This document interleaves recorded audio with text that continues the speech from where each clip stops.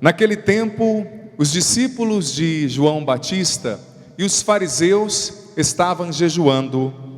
Então vieram dizer a Jesus: por que os discípulos de João e os discípulos dos fariseus jejuam, e os teus discípulos não jejuam? Jesus respondeu: os convidados de um casamento poderiam, por acaso, fazer jejum enquanto o noivo ainda está com eles? Enquanto o noivo está com eles, os convidados não podem jejuar.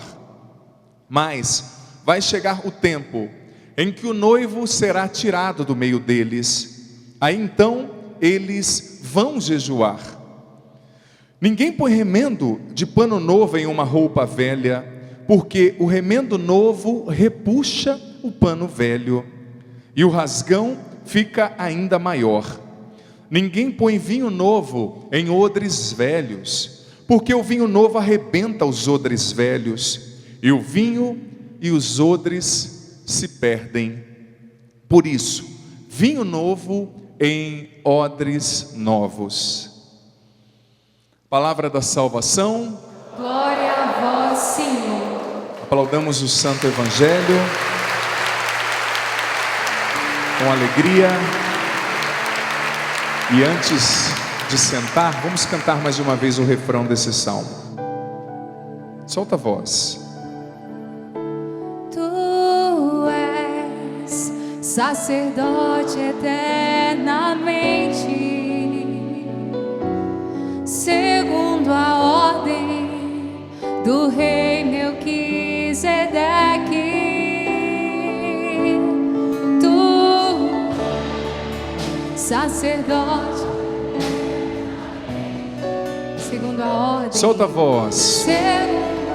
Levanta os seus braços. Do rei Melquisedeque. Pode ser melhor, tu és, cante isso. Tu és sacerdote eternamente, segundo a ordem do rei Melquisedeque. Bem suave, vai sentando e cantando. Tu és Sacerdote, sacerdote eternamente, segundo a ordem.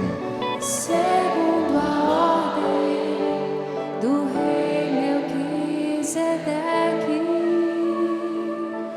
Lindo salmo, parabéns a Natana, aos músicos. Eu gosto particularmente desse salmo, que ele é o lema também da minha ordenação sacerdotal. Tu és sacerdote eternamente, segundo a ordem do rei Melquisedeque.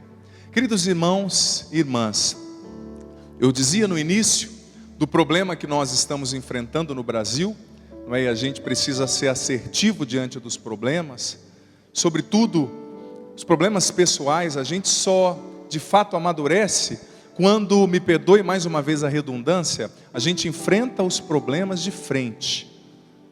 São problemas muito sérios que nós, enquanto nação, estamos vivendo. Essa crise do sistema penitenciário, também você vê, em pleno ano 2017, a febre amarela voltando, né? Vários óbitos, várias pessoas já morreram no estado de Minas Gerais. Muitas situações diante das quais a gente precisa rezar, e também diante das quais essa é a hora de você lembrar da pessoa que você votou.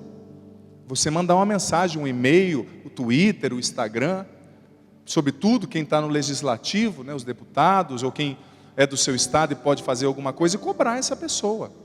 E cobrar, claro, com gentileza. Eu acredito que a gentileza cabe em todo lugar, sem ser baixo, sem agir com violência verbal. Mas é hora de cobrar, gente. É hora de cobrar e de enfrentar esses problemas. O Brasil precisa enfrentar esses problemas. São coisas que estão acontecendo. Pessoas morrendo e tantas outras coisas. Cadeias que cabem 600 pessoas, com 1.200 pessoas, 1.100. Claro que vai dar problema, não é? Enfim, muitas situações, mas eu não quero falar somente de coisa ruim, não, né? Pleno uma segunda-feira à tarde, esse calor bendito que todo mundo está sentindo. Quem sabe você pegou aquele metrô vazio para chegar aqui, né? Você que é de São Paulo, né? O pessoal, quando eu vou para o Paraná, eu estava de férias lá, o pessoal gosta de ouvir a história do metrô, né? Que a primeira vez, eu contei já várias vezes aqui, a primeira vez que eu fui para a Zona Leste, às 6 da tarde, peguei o metrô da linha vermelha, né? tive que esperar 9 metrôs para conseguir entrar. Aí no 10º eu fui arrastado. Fui no embalo, eu nem vi que eu estava indo. O povo foi indo e foi me arrastando, né? E eu consegui respirar ainda, porque eu tenho 1,94 m, por cima eu conseguia respirar tranquilamente. Pode ser que você chegou assim hoje. Você sabia que Jesus hoje está fazendo? A gente não percebeu não, mas Jesus hoje Ele está falando de um tipo de gente que tem em todo lugar. Eu tenho certeza que se você não for uma pessoa assim, tomara que não, você tem um amigo assim. Responda com sinceridade. Quem aqui nessa igreja não tiver o que eu vou falar, atire a primeira pedra. Quem aqui não tem um amigo sem noção? Levanta a mão. Tem sim, que eu sei. Ó, eu tenho vários. Eu já tive amigo que já quis enxugar gelo. Eu já tive amigo que quis subir o muro de bicicleta. Isso na adolescência, claro. Depois que ele quebrou o braço, ele entendeu que algumas leis não dá para desafiar, como a gravidade, por exemplo, né? Eu já tive amigo, eu tive um amigo, não posso nem falar o nome, que hoje o bendito é padre, mas que ele corria, fazia aquele Cooper de 45 minutos, vai correndo, acabava o Cooper, passava na sorveteria, pegava um sorvete desse tamanho, cheio de cobertura, de doce, aquele caramelo, falava, meu amigo, o que adiantou a sua corrida? A gente brincava que ele tinha engano próprio profundo, a gente até brincava. Mas você tem ou não tem um amigo sem noção? Sim ou não? Tem muita gente sem noção por aí, viu gente? Sem noção. Eu acredito que Jesus, ele é tão bom, que ele lembra até do sem noção. E como tem gente sem noção? Esses dias eu fui num lugar com uma pessoa, colocou a mão numa tomada desencapada e estava bravo porque tinha tomado um choque. Eu falei, o que você queria ter encontrado ali? Um chocolate da Nestlé? Você coloca a mão no negócio, vai tomar choque, claro, né? Eu já conheci pessoas tão sem noção, que num calor de 38 graus foi correr na hora do almoço e depois passou mal, eu não sabia por quê. Jesus está falando com as pessoas sem noção. Porque o que está acontecendo no evangelho de hoje, meus irmãos e minhas irmãs? Em primeiro lugar, Jesus está falando de que tipo de festa? Cri, cri, cri. Fala, eu estou perguntando. Hã? Velório? Casamento, então fala, pelo amor de Deus. Jesus está falando de um casamento. E quem aqui não gosta de um casamento? As mulheres esticam cabelos, aquele vestido que nunca usou, aquele salto de 17,5 centímetros, né? Os homens rapam aqui do lado e puxam o cabelo para cima, assim com um monte de gel, pasta, aquela pasta dura que pode vir um temporal que o cabelo não sai do lugar. Todo mundo gosta de casamento. E na época de Jesus, diga-se de passagem, era muito pior, eles gostavam muito mais. Por quê? Porque naquela época, gente, os casamentos tinham 7 dias e 7 noites. Imagina, 7 dias. Tem gente que já está pensando assim, nossa, padre, 7 dias de boca livre. Tem gente que já está querendo mudar para Israel, né? Só que hoje em dia não é mais assim, tá? Foi na época de Jesus.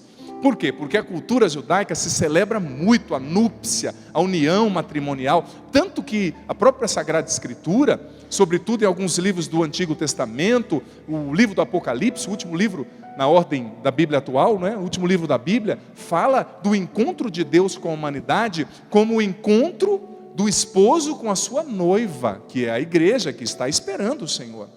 Quantas vezes a imagem das núpcias é apresentada na Sagrada Escritura como uma imagem da união divina humana?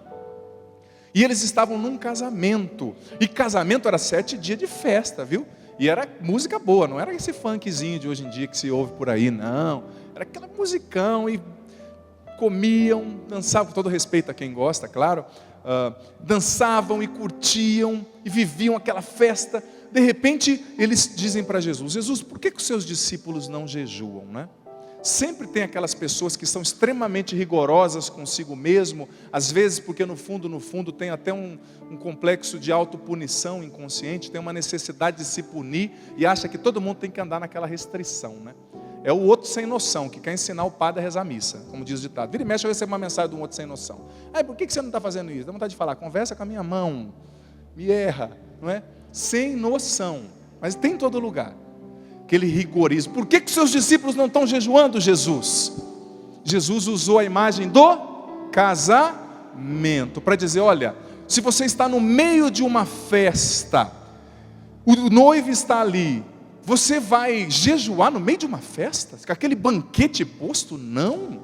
Você tem que saber entender o momento que você está vivendo.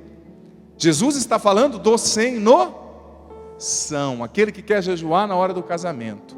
Mas mais do que isso, gente, Jesus está nos falando algo muito importante. Ele está falando de odre. Hoje em dia para nós é difícil entender, porque hoje nós já temos jarra, temos copo, temos garrafa. Mas o odre era um compartimento de pele ou de couro, com um formato, é até difícil de descrever, um formato como daquelas moringas antigas, quem conhece moringa, que era colocado geralmente aqui do lado, ou eles às vezes deixavam num lugar específico, dentro da pedra ou na terra, para gelar, para fermentar o vinho.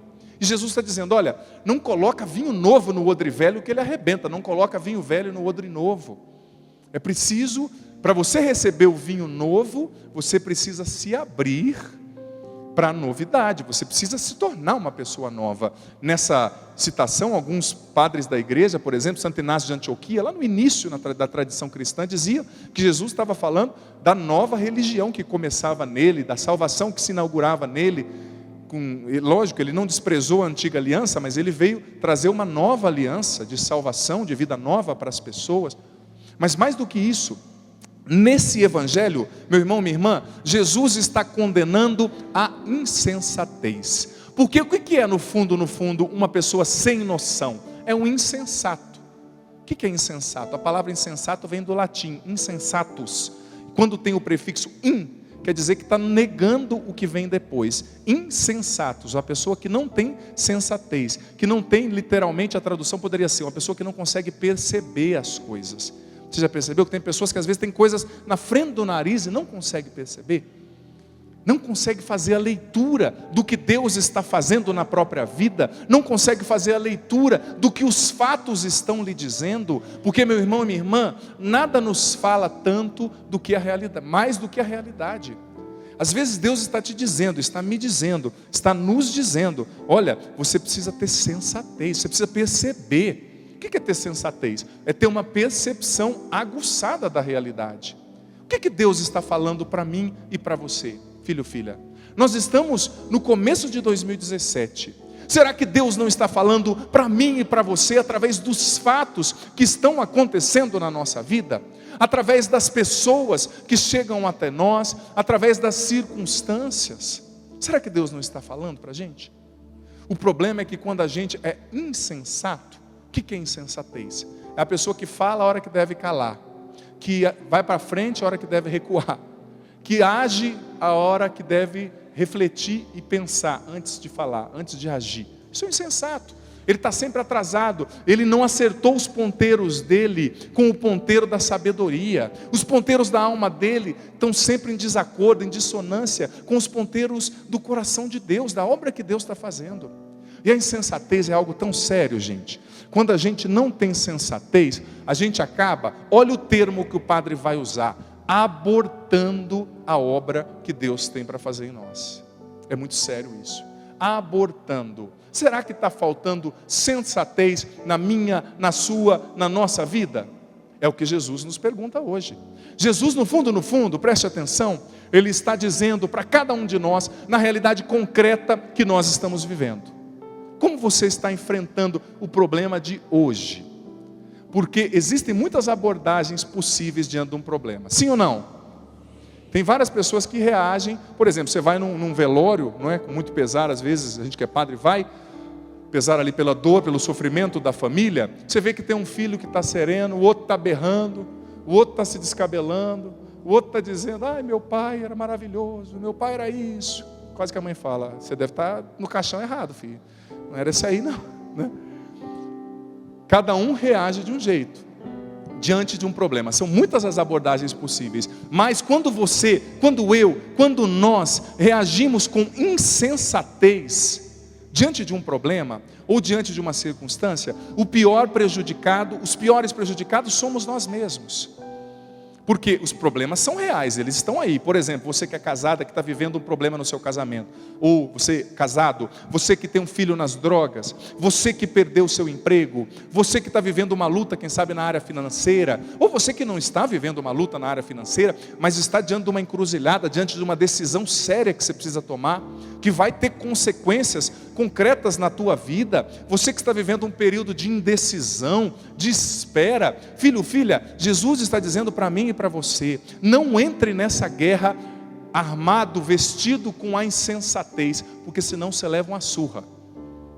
Qual é o contrário da insensatez? Nossa, um de cada vez, gente, todo mundo assim, eu fico constrangido. Qual é o contrário da insensatez? Sabedoria. Claro, é a sensatez, isso é óbvio, é só tirar o prefixo. Agora eu estou fazendo uma pergunta um pouco mais ampla, né? O contrário da insensatez é sabedoria. A Bíblia fala, sobretudo o livro dos Provérbios, o insensato e o sábio são paralelos que a Bíblia vai apresentando. Em vários livros, sobretudo os livros sapienciais, o Provérbios, o Eclesiástico, o Eclesiastes. Sabedoria. Então, o insensato, em primeiro lugar, uma característica do insensato: o insensato se deixa dominar pela ansiedade. Ele reflete demais, reflete de menos e age demais.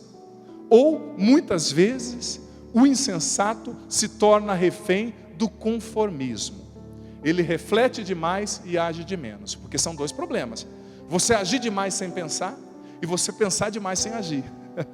Dois extremos que precisam ser combatidos, frutos da insensatez. Você já percebeu aquela pessoa que está sempre pensando? Ai, padre, eu deveria fazer isso. Ai, padre, que nem o rapazinho, né, que está namorando, eu deveria chegar naquela menininha, eu gosto tanto dela, o adolescente, a hora que vê, fica demorando, aí vem outro, namora, aí ele fica triste. Toma iniciativa, rapaz. Às vezes você precisa pensar, refletir um pouco, recuar, e às vezes você precisa agir. E o que vai te dar o termômetro para diferenciar uma coisa da outra? A sabedoria. A sabedoria, que é o contrário da insensatez. A sabedoria nos ensina a, de fato, fazer esse discernimento a que Jesus está nos convidando no Evangelho. Que momento eu estou vivendo? O que eu preciso fazer agora? Qual é o passo que eu preciso dar? Indo para frente ou indo para trás? O que eu preciso fazer? É a sabedoria. A sabedoria nos convida, meus irmãos e minhas irmãs, a sermos assertivos, diretos, como uma flecha que alcança o seu alvo.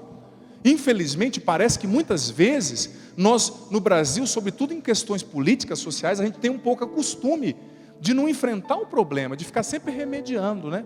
Aí está uma crise que mata mais de 200 presos, aí vamos criar uma comissão. Não tem que criar uma comissão. Em primeiro lugar, vai até rimar, não tem que criar uma comissão, tem que investir em educação, porque quem deixa de construir escola tem que construir presídio depois. Se construísse mais escola, não tinha tanto presídio assim, não precisaria de tanto presídio. Mas infelizmente, as pessoas vão vivendo de qualquer jeito, é a cultura do fácil, é a cultura da festa, só festa. A festa é importante, mas não é só festa. Cadê a educação do nosso Brasil? Gente, eu tenho a plena consciência que só existe dois caminhos para salvar o nosso país. O primeiro é a fé e o segundo é a educação. Não existe, os penitenciários vão diminuir quando as escolas aumentarem e tiverem mais qualidade. Quando as pessoas lerem mais, buscarem mais cultura, quando as pessoas buscarem de fato viver uma fé coerente com aquilo que acreditam, com aquilo que Jesus ensina, com aquilo que é próprio da sua crença. Mas enfim, a gente vai procurando atalho. O insensato procura atalho, o sábio enfrenta o problema. A insensatez te leva a ficar rodeando. É que nem o problema, com todo respeito, mas esses dias eu ouvi um especialista dizendo que no Brasil a gente fica gastando dinheiro para criar vacina, o que é muito louvável. Vacina para chikungunya, vacina para tantas coisas. Esse especialista da área dizia que não adianta criar vacina, tem que resolver o problema sanitário, tem que dar saneamento básico, tem que criar esgoto onde não tem. É isso que vai resolver, mas parece que a gente está sempre andando em ciclo, né? Rodeando o problema, rodeando. Tem um problema no asfalto tremendo, aí vai lá, na época de eleição, com uma colherzinha cheia de cal e joga lá no buraco, né, no asfalto. Pelo amor de Deus, não vai resolver. Não vai resolver. É preciso, o contrário da insensatez é a sabedoria. E a sabedoria te ensina, por pior que seja o problema, a enfrentar esse problema. Ninguém derruba um touro se não tem a coragem de catar no chifre dele de vez em quando e falar: meu amigo, vamos deitar, nem que deite nós dois, mas eu vou te derrubar. Enfrentar o problema. Que problema hoje está diante de você, diante de mim? Pode ser um problema real objetivo, ou pode ser um problema interno, uma depressão, uma baixa estima, uma ferida emocional com a qual você não sabe lidar, um medo do futuro, uma ansiedade, uma depressão, como eu disse, uma insegurança, um sentimento de menos-valia. O problema pode ser interno ou externo, mas como você e eu estamos lidando com isso? Que recursos nós estamos utilizando? Nós estamos enfrentando o problema ou nós estamos andando em círculos? Nós estamos fugindo? Sabedoria, Jesus está dizendo. Presta atenção no movimento que a vida faz a você. Presta atenção no movimento. Enfrenta o seu problema de frente. Enfrenta o seu problema. Às vezes é difícil, né? E eu que sou padre, às vezes é complicado, que chega uma pessoa ali, às vezes uma mãe com um filho problemático, que está há 30 anos, tadinho, usando droga, foi preso e matou 2, traz na frente do padre em 2 minutos e fala assim: vai padre, fala a palavra agora, em 2 minutos, que vai mudar a vida do meu filho, resolver todos os meus problemas. Aí eu olho para o lado, olho para o outro, e falo: meu Deus, eu não tenho essa palavra. O problema não resolve com atalho, você tem que enfrentar.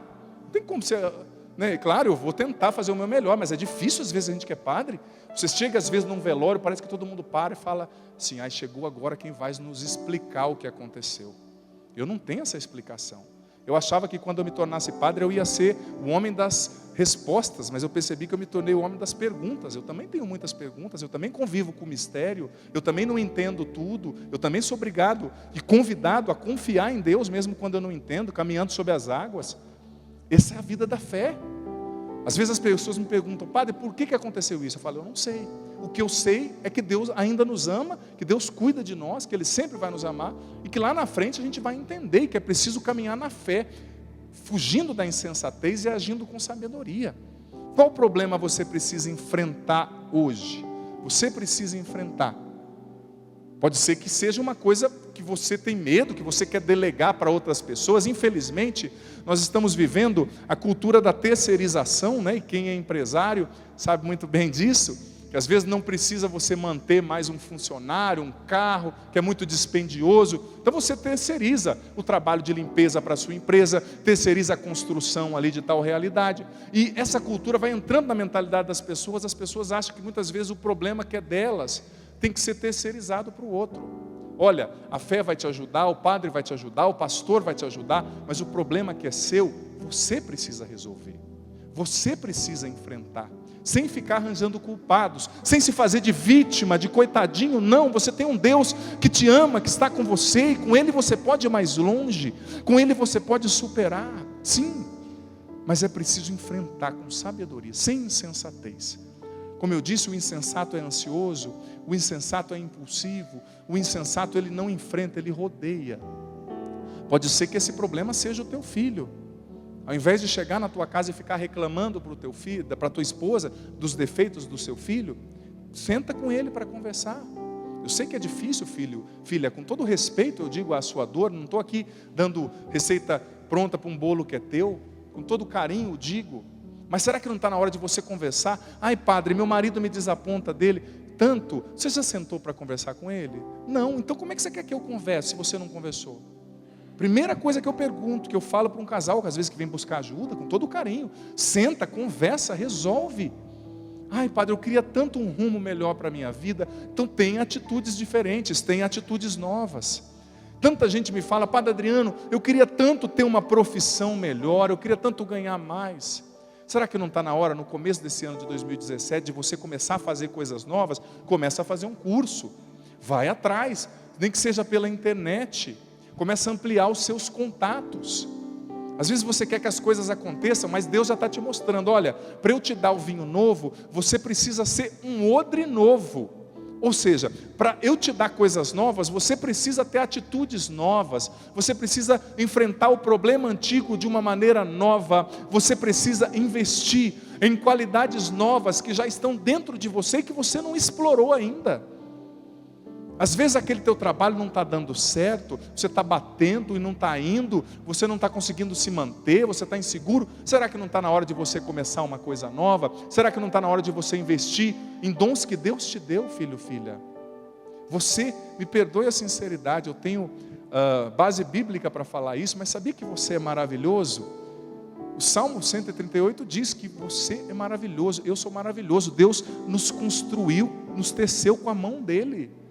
Você tem coisas fantásticas dentro de você, mas às vezes, para que você de fato receba esse vinho novo, você precisa agir com relação a você mesmo de forma nova. Você precisa se posicionar diante das pessoas que não têm te respeitado, que não têm te valorizado. Quem sabe você está num relacionamento tóxico, está te fazendo tão mal. Quem sabe você precisa sair dessa missa hoje e chamar o teu namorado, o teu noivo, a tua esposa para conversar, dizer: meu amor, o jeito que você está falando comigo está me fazendo mal. Meu amor, esse jeito que você está me tratando não está me construindo, isso está me machucando. Está na hora de você tomar uma postura, de eu tomar uma postura, porque Deus vai derramar esse vinho novo, filho, filha, se nós nos tornarmos essas pessoas novas, essas pessoas que enfrentam o problema, que falam o que precisa ser dito, que resolve, porque o problema que você não resolve hoje, pode ter certeza, que ele volta amanhã, e volta com 3 cabeças, viu? Volta muito maior, te perseguindo. Amém? Diga para quem está do seu lado assim: meu irmão, com todo respeito, mas eu preciso te dizer uma coisa, Deus te fez maravilhoso. Mas diga convincente. Tem gente que convincentemente. Tem gente que fala assim: Deus te fez maravilhoso. Não. Diga para essa pessoa: ele tem, olha aqui para mim. Espera aí. Momento cura da autoestima. E não é mentira, isso é bíblico. Você vai dizer: meu irmão, diga para ele assim: meu amigo, meu irmão, você não é pouca coisa não. Diga para ele: Deus te fez maravilhoso. Deus colocou muita coisa boa dentro de você. Que coisa maravilhosa. Vamos aplaudir o Senhor por isso. Nosso Deus maravilhoso.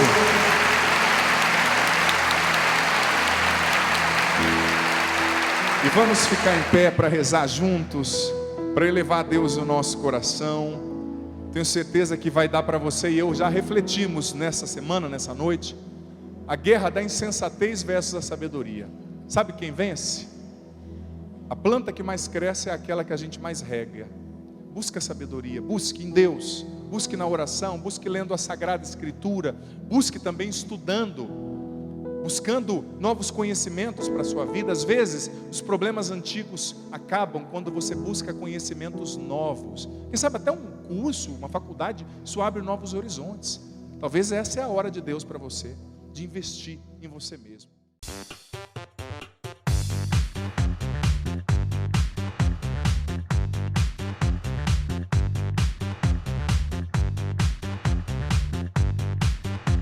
CançãoNovaPlay.com. Assine já!